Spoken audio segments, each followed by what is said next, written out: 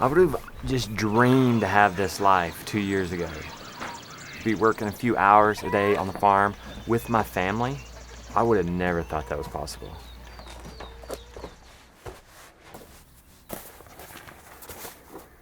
I'm Justin Rhodes, owner of Abundant Permaculture.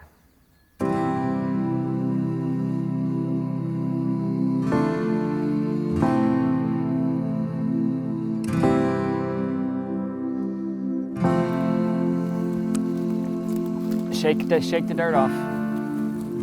So I get up at 6 o'clock in the morning, get out, feed and water the chickens, let them out, count them, make sure they're all there, everything's good.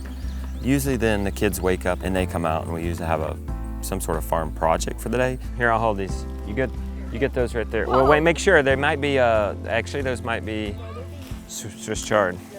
Okay, here. This is, people wonder why I wear an apron. We come in, we like hobbits, we eat second breakfast, a brunch every day. This is like a big production, like eggs and some green from the garden and homemade yogurt from the farm, from the cows. We eat every meal together, breakfast, lunch, dinner. Have an early dinner, probably around 5, and see, everything is scheduled around the weather. Like in the summer, we stay up a little bit later. In the winter, we go to bed a little bit earlier. You know, just kind of going with the season. Winter's time of rest, summer's time of work. It's amazing because you know where it came from, you know what was put on it, you know everything about it. The day we planted them, it was like a Sunday, I think, and I mean, it was just a really good time with my family out there. Justin was planting other things and I was planting potatoes and the kids were running around and helping me, and just good memories too. What do you want to do with your life? What do you want to do when you grow up? Farmer or adventure in the woods. A farmer or adventure in the woods? What does that look like? Adventure in the woods with a camera, filming it, wildlife. You'll be good at that. What about you, big guy? What do you want to be? A wildcat. A wildcat. This is tomatoes, squash, cucumber. There's kale, there's onions, there's Swiss chard, there's beets. We've got the garden around the chickens. Before this has happened, the fence area is easily moved, and it was in this whole area where you can see everything that's planted. Well, we didn't plant all this at once because we don't need to eat all this at once. Well, the garden needs fertilization, tilling. Those are just a couple of the things the garden needs. Well, the chicken needs food, okay? And the chicken gives tilling with its scratching and it manures, so it gives fertilizer. So then once you've made that connection, see, the garden gives food and the chicken gives fertilization. You've made that connection and you try to see how you can work those together. Hey, will you go connect the fence, please? Yeah. Thanks. This approach is what you call permaculture. And so how it's different, I say in main ways, is that we're making the things of the farm work together. Whereas normally people have their chickens and they're over here, and they have their chicken operation and they have their garden and it's over here. But what we've done with permaculture is make that connection. The end of the day is you get more abundance with less work. Before I really began to do this full time, I used to run a camp. The purpose and the idea of the camp was to immerse these young people who are interested in going out to another culture to do mission work or aid work. We were training young people how to live in another culture. And so we went extreme and went like total opposite culture. And so like we would prepare the meals here. There's a gas stove back there. There's a stainless steel sink. Just give them an idea to rough it, just get them really out of their comfort zone. And because if they can adjust to this in a short amount of time, it helps them to understand what they might have to adjust to going to another culture. We were happy and content living on a small income. But at the end of the day, I really think probably somewhere in the back of my mind that this wasn't going to be sustainable.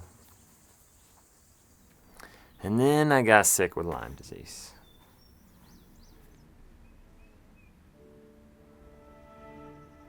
He got so sick that we canceled camp that next year. And we were just, at rock bottom. And scared because we were like, where are we going to have money? And we had supporters at the time, so they were still supporting us financially. Not a lot, but enough to get us by. And we were on food assistance then. It was really hard. Like when I was like, my mom would sometimes meet me at the grocery store to help me with the kids, and I would have to check out, and like I would like hide the card and then slide it and like stick it back in my wallet. I didn't want anyone to know. One doctor told me, like, until the stress is relieved, he'll never get better. And that was a really scary point for me because, like, how do you relieve financial stress without working? But you have to be better to work. And so it was just, like, a really scary point for me because I was like, what are we going to do? With the increasing bills and the lack of energy, we knew something had to change. And we had been introduced to permaculture, and we found this guy, Jeff Lawton. He's just like the best in the field, and we're like, he's all the way over in Australia, but he's the best in the world. We're like, okay, if we're gonna have a career change, let's put everything else we've got into this. We don't have the money, and you know, I'm pregnant with Gideon. We had our Lyme diagnosis then, and it was kind of like, can we do this? Is this something that we can do? But it was kind of like we had to do it. That's when we took the plunge. We took everything we had left and went to Australia to study under the best in permaculture to have a complete career change. Not only was I taking the regular classes, I was thinking and journaling and talking to people and asking all kinds of things. You know, on the plane ride home, I wrote an entire business plan. I'm gonna make this happen because it's got to.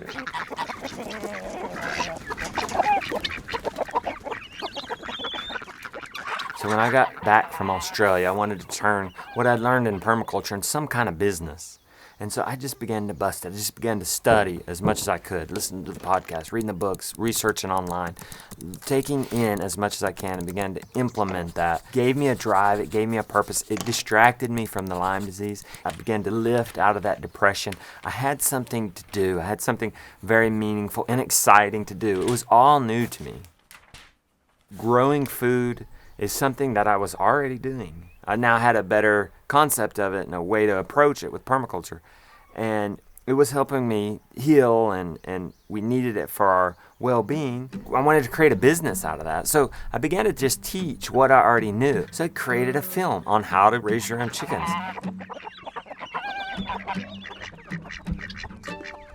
He did it all. Like, all of a sudden we were having filmers come to our house, and they were going to film this trailer for Kickstarter, and then we were doing a Kickstarter, and then it made the goal.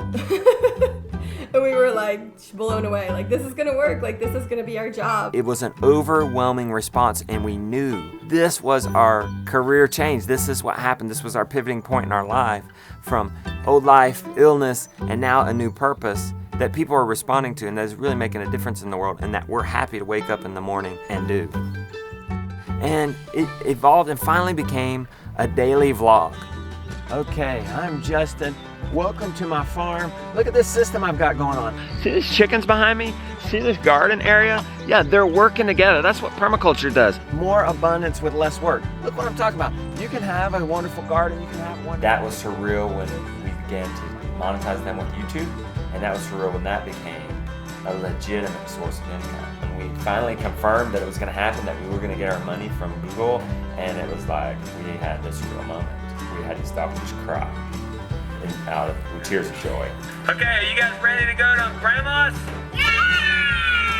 When I discovered permaculture, it changed my life drastically because I was at the point where I was slowing down. But what permaculture teaches you to do is just work with nature. And what happens when you work with nature is you have less input and more output.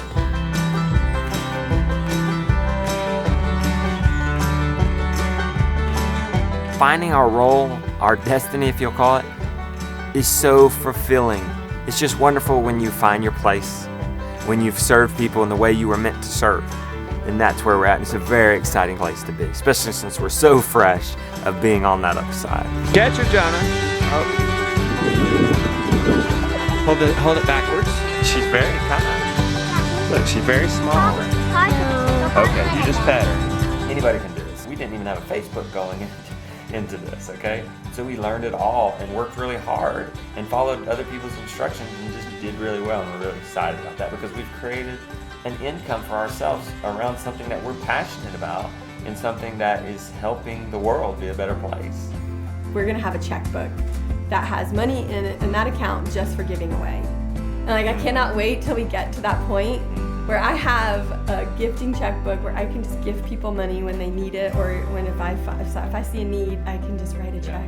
And like, that's gonna feel so good because we've been on the end where we've gotten the gifts, and it's been so encouraging to us. Like, there's like no limit to what we can do, you know, like we have like this open door of success.